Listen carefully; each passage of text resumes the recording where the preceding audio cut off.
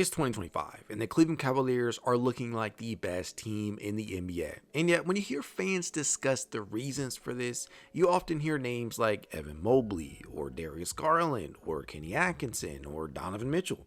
But one name that is often left out of these conversations is Jarrett Allen. The veteran big man is quietly having another impactful season for the Cavs. If you're overlooking Jarrett Allen, you're missing a key piece of the puzzle. This is the story of why Jarrett Allen is one of the most important players for the Cavs. But before we dive into why Allen is so important to this championship hopeful we call the Cleveland Cavaliers, do your boy a favor and smash that like button, subscribe to keep the Cavs coverage coming, and hit that notification bell so you never miss out on a beat. That said, time to dive in.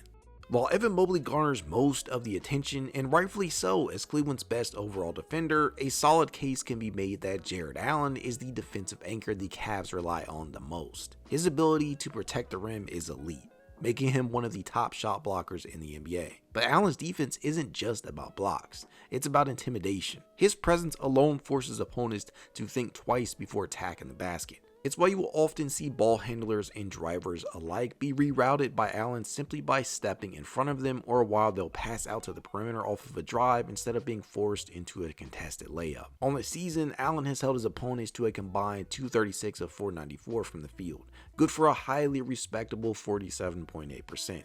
28th best among players with at least 400 shots defended. But there are so many bigs that specialize in rim deterrence or shot blocking. What sets Allen apart is his versatility. At 6'9" with a 7'6" wingspan, and yes, those are his official measurements, Allen can switch onto smaller guards or forwards and hold his own. This kind of defensive flexibility is invaluable in today's NBA, where teams run pick and rolls constantly, especially from a center, let alone two big men in Allen and Mobley, both of which share this skill set. Allen in particular has limited his opponents to 51 of 140, or rather 36.4% from three-point range this season. He has spent time defending every position group, but where he's been most effective is against forwards, limiting them to 81 of 187, or 43.3%, including an icy 28% from range. He will get beat at times. Hell, everybody does. But more often than not, he will not only hold his own, but he'll lock it down too. His length gives ball handlers cause for concern.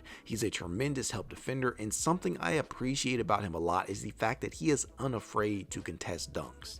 He doesn't mind doing so even if it results in him being put on a poster from time to time. The numbers don't lie. The Cavs are simply a better defensive team when Allen is on the floor. His impact shows up in the advanced stats, with the Cavs consistently ranking among the league leaders in defensive efficiency when he's playing. But Allen's value isn't just on defense. He's also a beast on the boards, grabbing offensive rebounds and giving the Cavs second chance opportunities. His hustle and physicality set the tone for Cleveland's frontcourt. He's currently ranked 33rd in offensive rebounds per game with 2.3. He's top 30 in second chance points and top 25 in rebounding percentage among qualified players. He's 8th in defensive rebounding percentage, and last but not least, he's 14th overall in rebounds per game, pulling in 10.1 per contest. And you know what? He'd probably be top 10 if he weren't playing the fewest minutes he's played since the 2020-21 season, where he spent half the year between Brooklyn and Cleveland. The fact of the matter is, Jarrett Allen is a phenomenal rebounder. He's hauled in the 11th most total boards in the NBA since he was drafted back in 2017 with 4,774. The 9th most since his breakout 2021-22 season, and the 5th most over the last 2 years. He's that good at it. And to those out there that feel like Allen only capitalizes off of the easy ones, think again. He's pulled down the 11th most contested rebounds this season and finished no worse than 15th in the NBA in that category since he's become a full-time starter. Now, on the opposite side of the ball, Allen's offensive value is clear. First and foremost, he is capable of functioning as a highly efficient and highly effective role man. Allen is one of the best lob threats in the league, creating highlight plays and easy buckets. His ability to finish around the rim makes life easier for playmakers like Garland and Mitchell. And to that point, Allen is second in the entire NBA in field goal percentage at 69.5%. He is literally third in NBA history in career field goal percentage with a staggering 63.5%. His consistency around the rim year in and year out is something you can depend upon. Seriously, death, taxes, and Jarrett Allen finishing top 5 in field goal percentage every year. that sort of thing. He has touch, he has soft hands, and he is agile and durable enough to finish through contact. But his impact extends much further than simply being a big target for lobs at the rim or as an option to dump off to out of the dunker spot.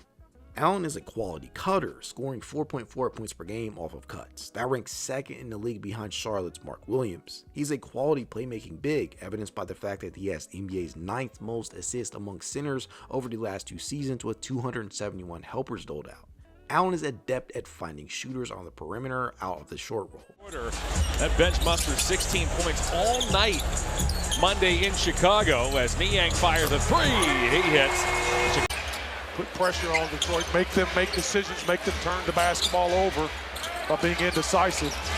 Jarrett Allen has returned, takes a feed from Jerome, Wade for 3. Big bucket there. He's solid at hitting backdoor or baseline cutters. A lot of coaches not knowing how to strategize. And one of my personal favorites, he gets his partner in crime Mobley involved with some of the best big-to-big passing you will find in the NBA.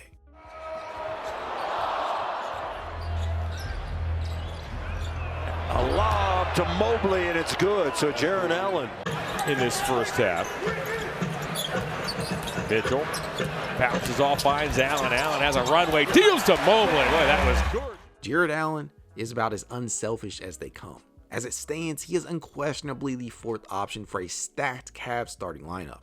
That means that his field goal attempts will fluctuate from game to game, and that is perfectly fine when you are suiting up alongside some of the best talents in the league. Allen seems to understand this and will never likely be one to complain about touches or attempts. It's this unwavering unselfishness that makes Allen among one of, if not the biggest unsung hero on this team. His 8.1 attempts per game may rank 4th on the squad, but that doesn't stop him from making the most of them. Among players with 9 or fewer field goal attempts per game, he actually averages the most points at 13.7 per contest. That type of efficiency on such short volume is part of what makes Allen so valuable in regards to fit alongside Mobley, a young player the Cavs are trying to prop up, and rightfully so. Someone was always going to have to sacrifice touches, and the one sacrificing most often is Jarrett Allen. He is averaging 38.4 touches per game compared to the 50 per game he received just last year. It's actually the fewest he's had since his rookie season. And though that was always going to be the case as players like Mobley and Darius Garland ascend, he does the dirty work, doesn't complain, and genuinely seems loved by his teammates. You don't win titles without players like that on your team. So next time you're watching a Cavs game, keep an eye on number 31. Jarrett Allen is one of the unsung heroes driving Cleveland's success. Go Cavs. Isaac Okoro, Karis LeVert, Dean Wade, and Sam Harrell. Oh, wow! Oh my goodness! Jarrett Allen thunders it home over Jamal.